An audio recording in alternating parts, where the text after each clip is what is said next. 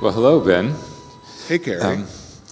I'm only here because I'm a Houstonian like Ben, and like Ben, in my career, I sort of mentally transported myself as far away as I could imagine, which was Europe. And unlike Ben, I didn't move permanently to Europe, which you did in 2002. But we have a similar formation, even if we're a generation apart. And so we have many things to share, including a love of European paintings. And we're here today to talk about Ben's latest book, The World Upside Down, which in part is about European painting, and specifically Dutch painting of the Golden Age, which is to say the 17th century. But it's primarily a book about Ben and how he thinks and how he feels. So Ben, do we have some slides? We do have some slides. Are they coming up? We don't need the slides if they're not. Do you have them? No? Okay, well, I guess we don't have them. I thank you. It's fun to see you here because the last time, Gary and I saw each other in Amsterdam, but before that, when my book came out, we were in Houston talking together, our hometown, and it was really fun to be back in, I don't know if Gary would call it Gary's museum, but Gary is the boss of this museum where I grew up going and my first encounters with art, and my first encounters with a kind of other reality that art offers. And I did go pretty deep into this when my life path, took me to live in the Netherlands and spend now most of my life abroad, which is a funny thing. I mean, I'm 48, and I've now spent more of my life in another country than in my own country. But I think that when I got to the Netherlands, I think whenever you go to a country, there's something that impresses you in a hugely, maybe not every country. I mean, I'm here in India, which is such an overwhelmingly artistic country, and you feel like everybody is doing something artistic. It's similar in the Netherlands in the Golden Age, where you had these people who were not just one great artist, but this entire constellation of people. And I was absolutely ravished by this art, and I didn't really know where to start looking at it. And when you go into the museums, sometimes there's a great figure, sometimes there's, I think all great figures come out of a series of figures. So Shakespeare, we all know Shakespeare, but in fact, around Shakespeare, there's a whole theatrical world, there's a whole royal court, there's a whole economic system, there's all these other poets and writers. And so in the case of the Netherlands, the great figure is Rembrandt. And Rembrandt, unlike almost all the other painters, we know a lot about Rembrandt. Shakespeare also we know almost nothing about. There's hundreds of books about Shakespeare based on really almost nothing. So I started learning about Rembrandt and feeling quite close to him because there's so much about him that we can actually see, which is, and it's the only one, really. Well, in your book, you, I think, hit upon all the great painters of the Golden Age, the landscape painters, the figurative painters. And I think for most of us, Rembrandt and Vermeer epitomize the greatest of the figurative painters of the Golden Age. And yet they couldn't be more different in the way they look at the world and in the way they realize their art. So why don't you speak a little bit about your thoughts about those two artists, what they mean to you and what they mean to the Netherlands? Well, it's almost a royal genealogy. It goes from Rembrandt, who's a little bit earlier, and then the mystery of Dutch art history when it starts becoming scientifically examined in the 19th century was how do you get from Rembrandt to Vermeer? And I was very interested in these figures that come between them. Rembrandt had a huge school, a studio where he had at least dozens and perhaps even hundreds of students over the course of his career. And all of them sort of start out imitating him, and some of them keep imitating him, and some of them don't. And the ones who do, in this very religiously informed art history in the 19th century, they were called apostles, they were called followers, but in a sort of saintly way. These were people who, and if you didn't do it, if you didn't do exactly as the master did, you were seen as unfaithful, almost like a religious apostate. And these figures really fascinated me. And as you start looking at them, their personalities, which they have to repress because of this criterion of fidelity, this criterion that the person who does it exactly as the other person is the correct way. And so it becomes very hard for these people to assert their own personalities. And when you get to Vermeer, you lose this trace. Because as you say, you get to this very different personality, but we do know, and Vermeer is a great example of someone we know almost nothing about. I mean, there's been almost, 150 years of art historians digging through the yellow papers with the crazy handwriting. And I say the crazy handwriting because I got to go last year to see the original documents that describe the third great artist of the Golden Age, which is Franz Hals. It was for a film that we were making in Germany. And we got to get these books out and read it. And 17th century Dutch handwriting is absolutely impossible to read in a way that you think, okay, this can't be that hard. It says Franz Hals, right? It's hopeless. I mean, if you don't actually go to graduate school, you're never going to get it. But people have spent now 150 years going through this and trying to reconstruct these lives, and Vermeer is the great mystery of the Dutch painters, because he's the greatest of the, besides Rembrandt, he's the greatest painter, but he's also, there's nothing about him that we can know. Well, we know he had a rich wife, and he had a number of daughters, that he was selling paintings out of his house. Yeah. And he left this oeuvre of, depending on how you count, 36, 38, 39 paintings. Yeah, and knowing he has a rich wife, how far does that get you? Because the whole point of Vermeer is that he's mysterious, not only as a figure, but these paintings make you want to get closer to somebody because they're so beautiful and they're so alluring and they're rare. And you get these glimpses, so there's almost a seduction of somebody who's letting you see just a little tiny corner of their, like in the 19th century novel, when the men would see a woman's ankle, and that was like this huge turn on. With Vermeer, it's like, oh, you find a receipt, like he bought 3 loaves of bread, and the art historian gets really excited about this. But the thing about it is that when I was writing this book, I thought what was interesting about it when I was a young person, I mean, it's not what was interesting about it. One of the things that's interesting about it is that I was also on this journey of trying to figure out what it meant to do something. So do you have to be original? Because actually a lot of cultures, if you go to Egypt, how long do they maintain the same style, exactly the same style, for thousands of years? Thousands, yeah. Their values are not our values. Our values are of originality. The artist is supposed to have this personality that's, nobody can miss it.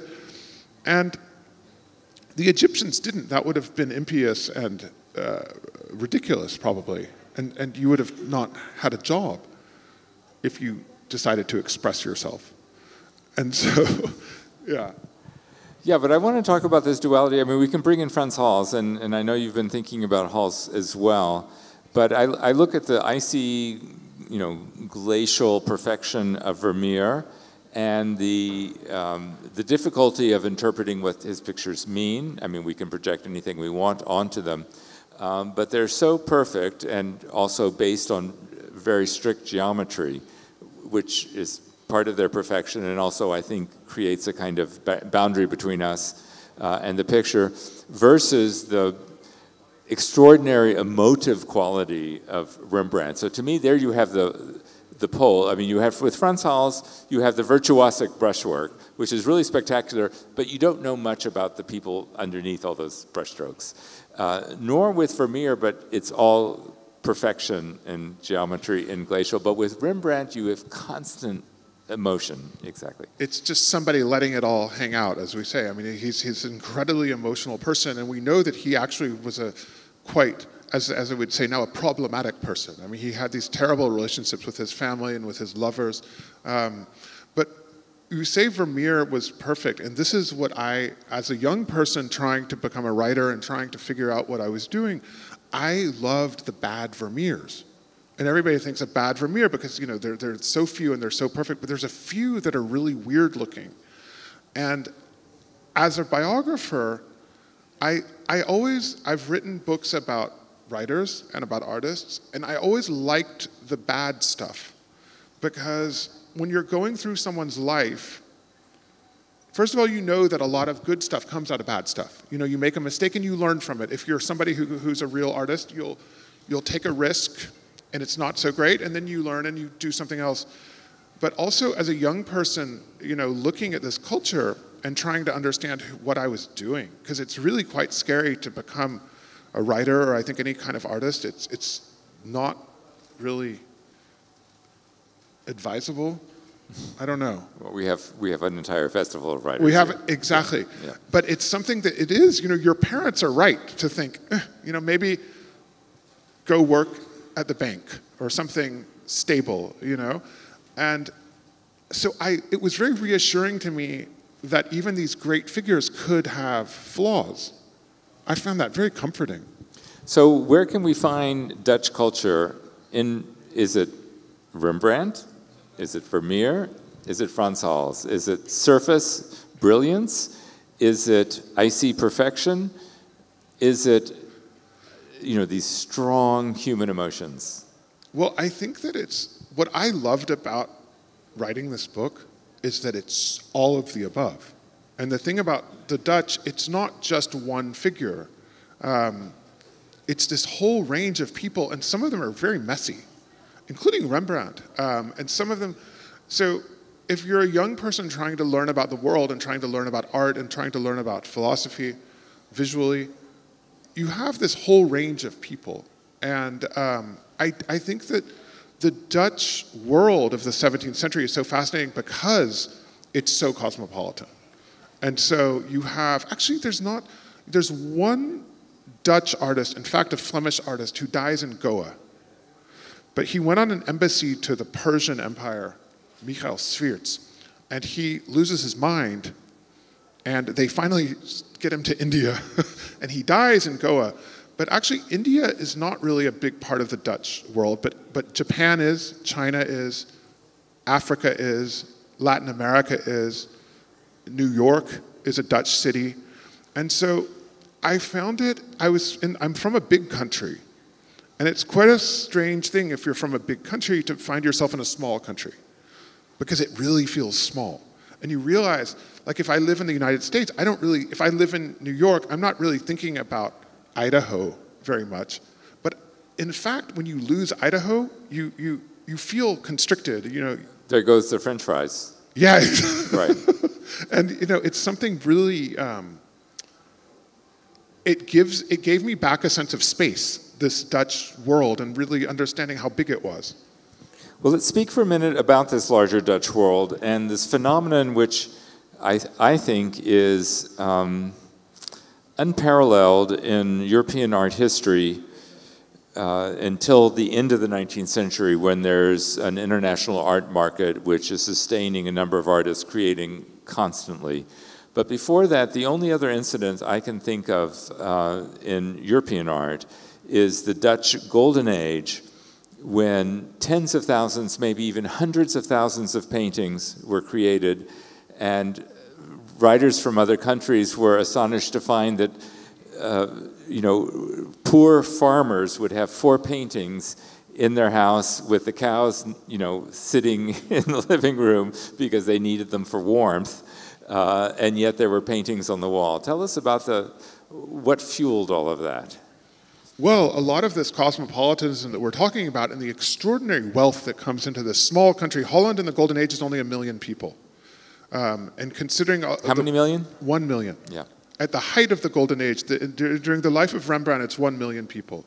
And I find this totally thrilling because there's very few of these moments in history where a city or a country has a golden age, in fact. You know, so you think about Florence you know, in the Renaissance, or you think about ancient Greece, or there's moments in other cultures where it all explodes, because mostly it doesn't. You know, you have people working in this way.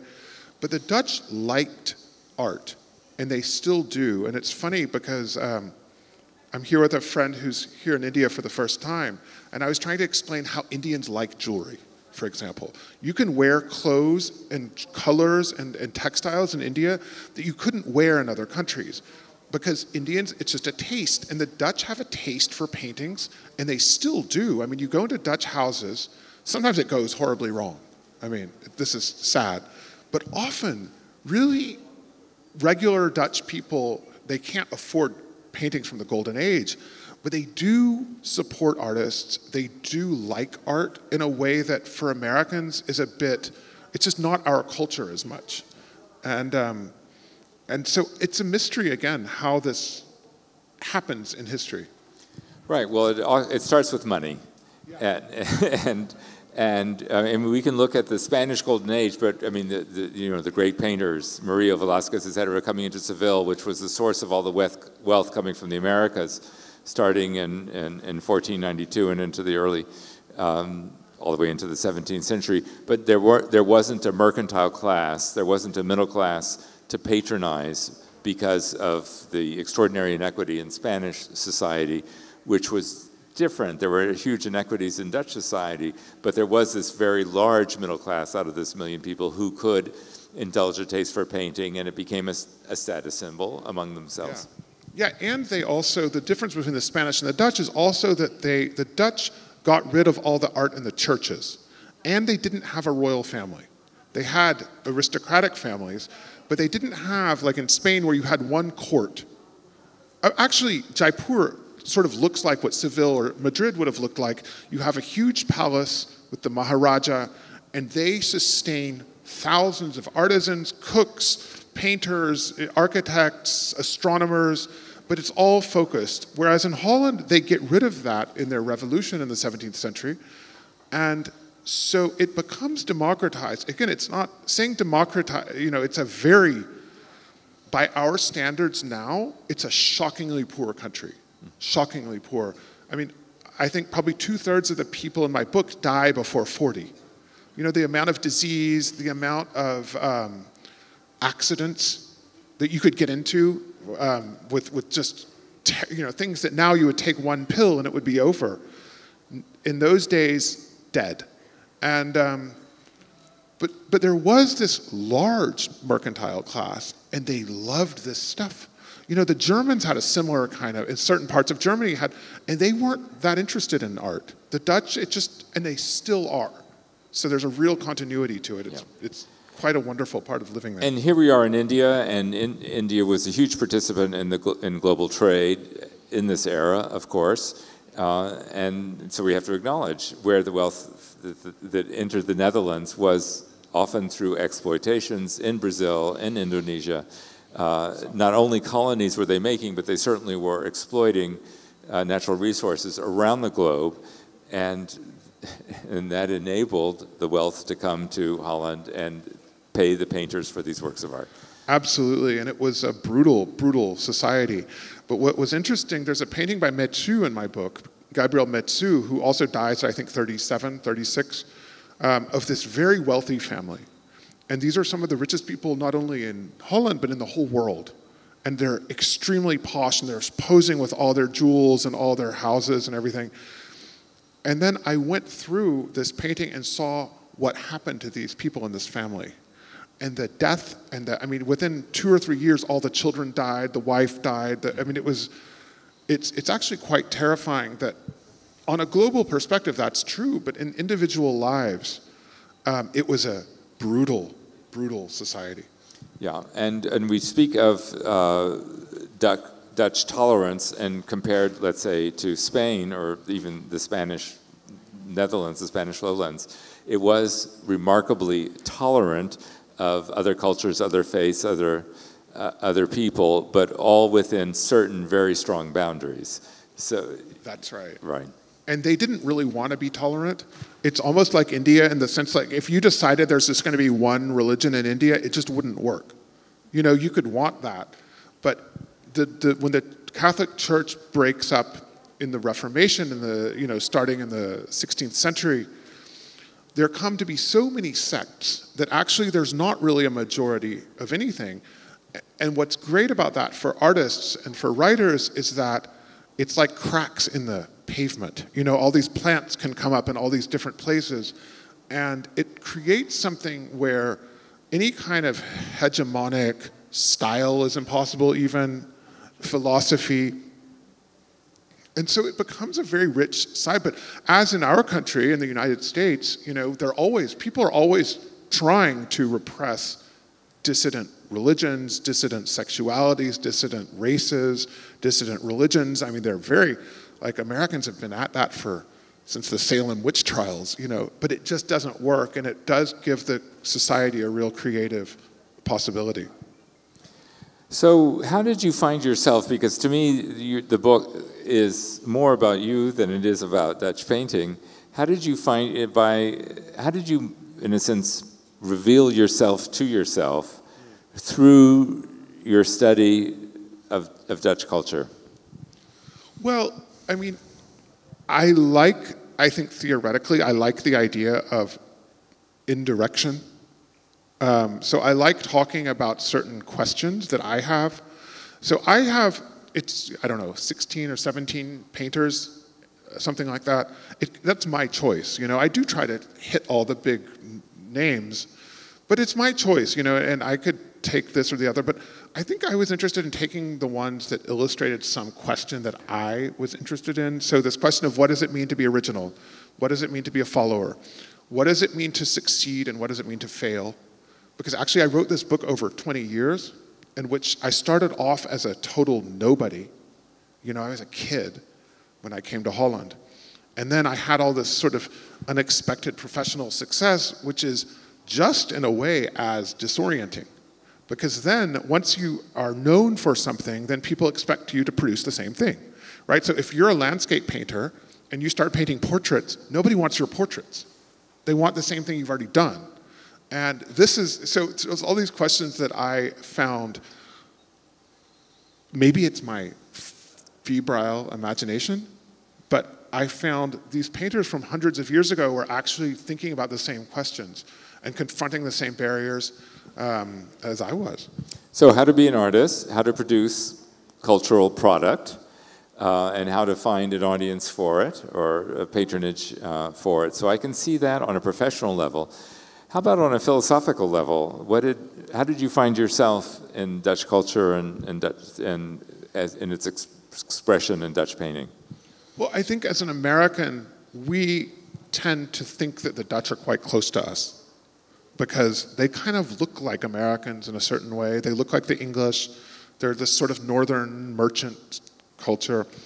And I think that a lot of the ideas philosophically, or maybe even politically, that I came to through it was a sense of how fragile the society was, and how much had to be fought for, and how difficult it was to keep it once they had it.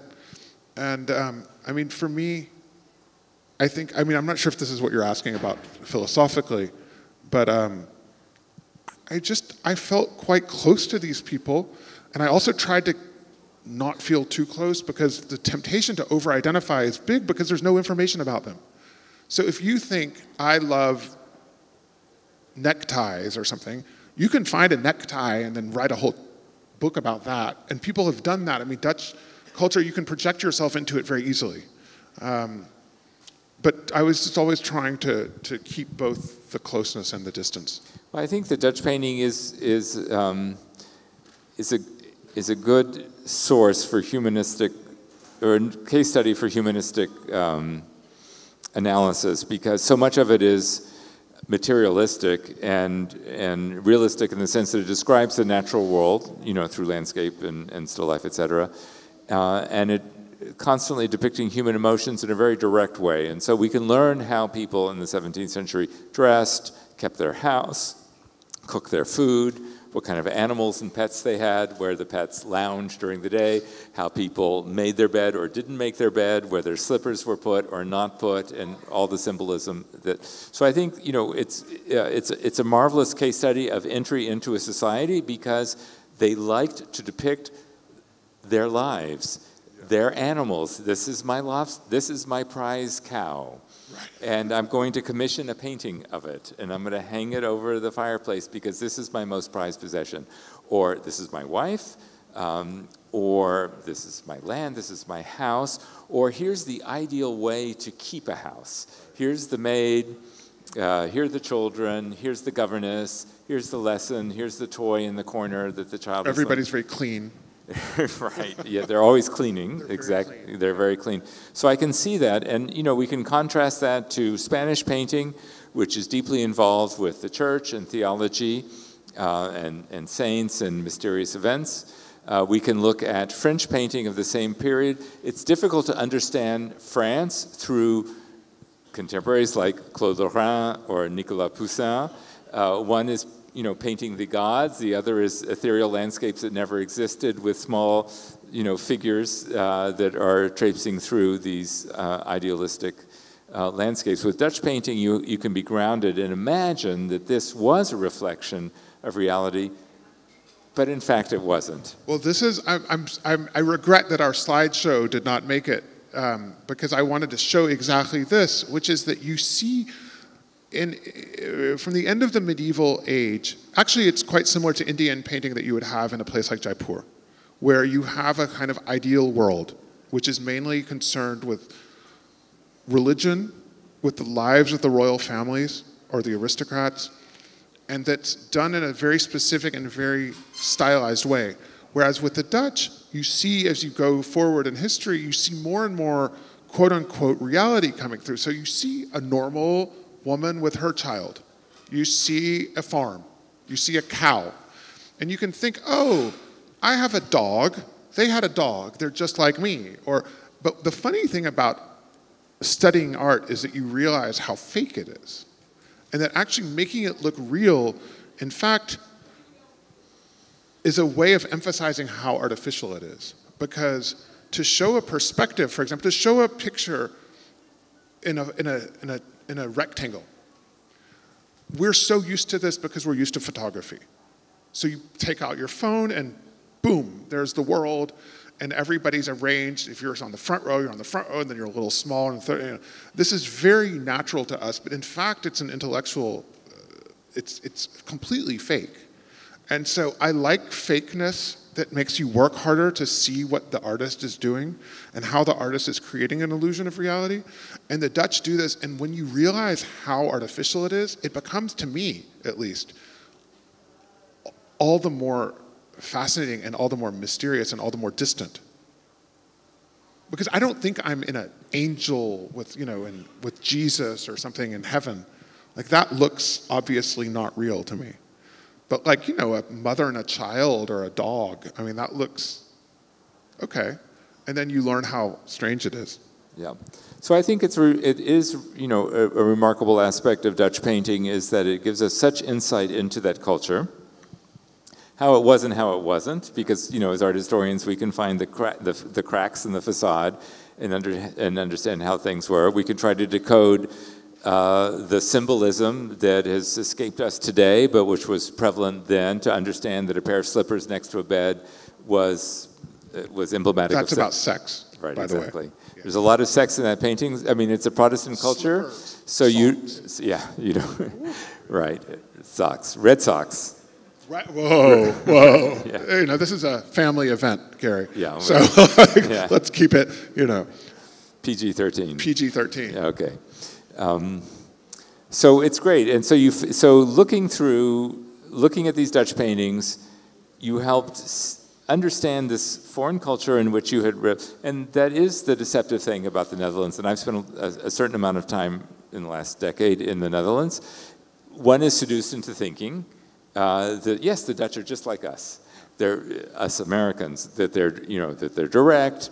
They tell you exactly what they think and feel. It's essentially a Protestant culture with the same set of values.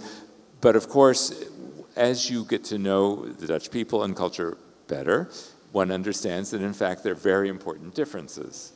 And that indeed we will always remain foreigners to the Dutch.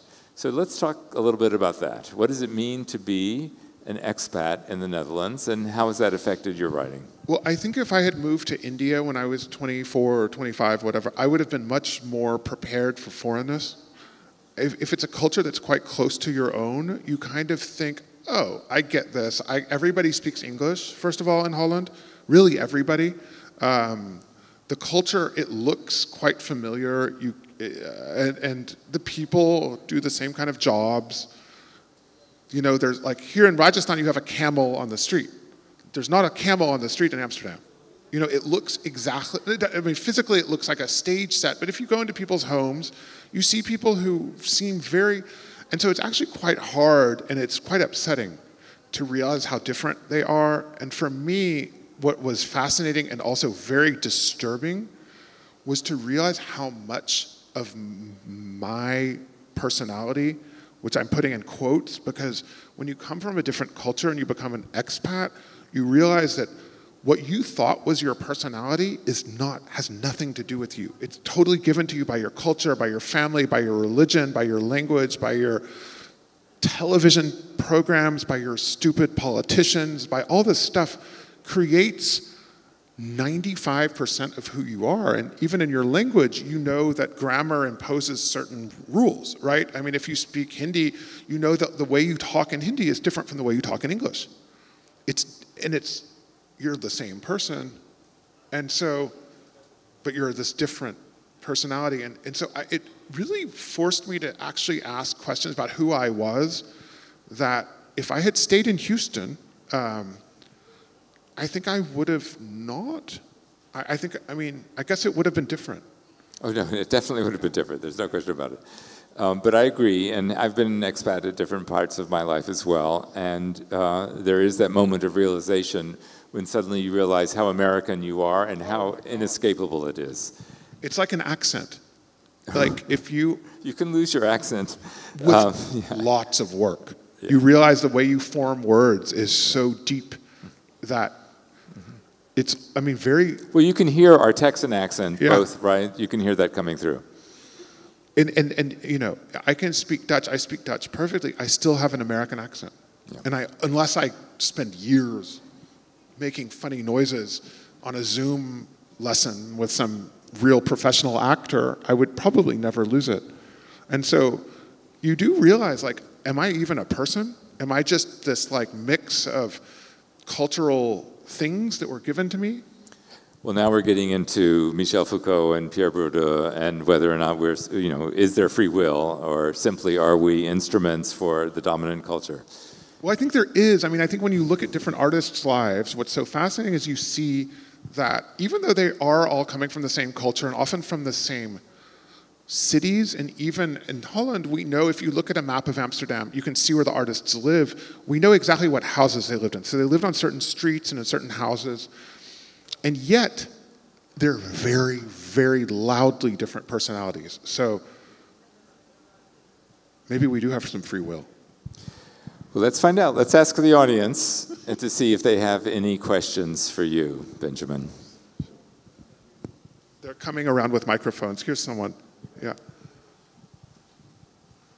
Thank you for giving me this opportunity, sir. Well, my first question is, why hasn't there historically been an atheistic painting culture?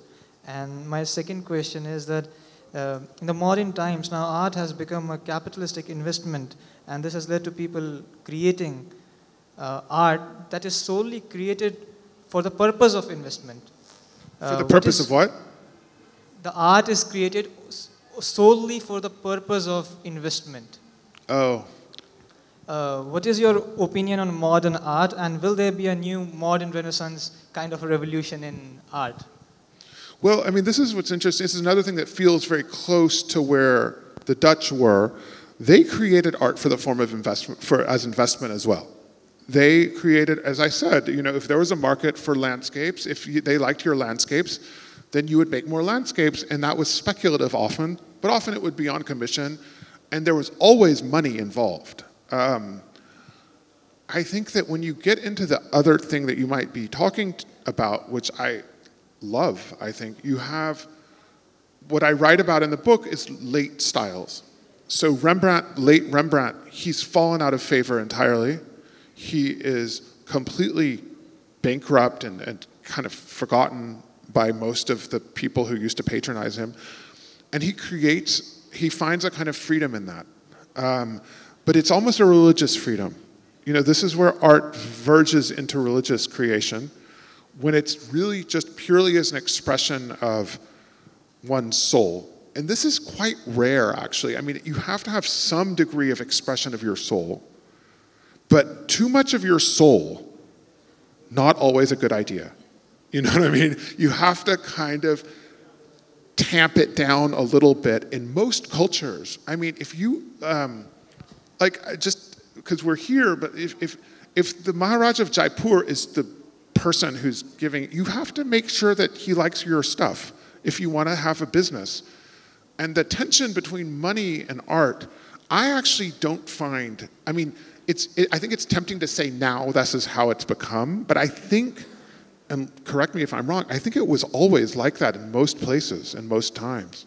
Well, there always has to be a patron. So, I mean, there are artists throughout history who have created things simply as an individual expression, but much of the art that we see in museums today was made specifically for a purpose, either in anticipating a purchaser or a patron or an institution that's acquiring it, or in service of a religion to decorate a temple, a shrine, or as a votive figure. So almost all art had a function that was different from personal expression of the artist.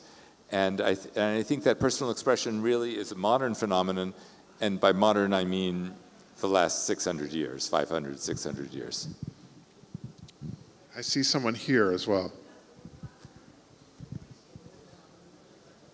Thanks for a wonderful talk. I loved what you said.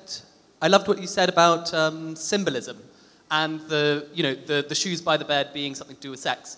I was wondering, what are some more symbols that one should look out for when they're looking at Dutch painting? Whether there's specific, a couple of basic things to just watch out for in that sense. Well, in fact, the Dutch were great writers as well as painters, and so we do know a lot about what these things are supposed to mean. And there's certain painters that make a lot of jokes. It's often sexual stuff, on the one hand, if it's a comic painter.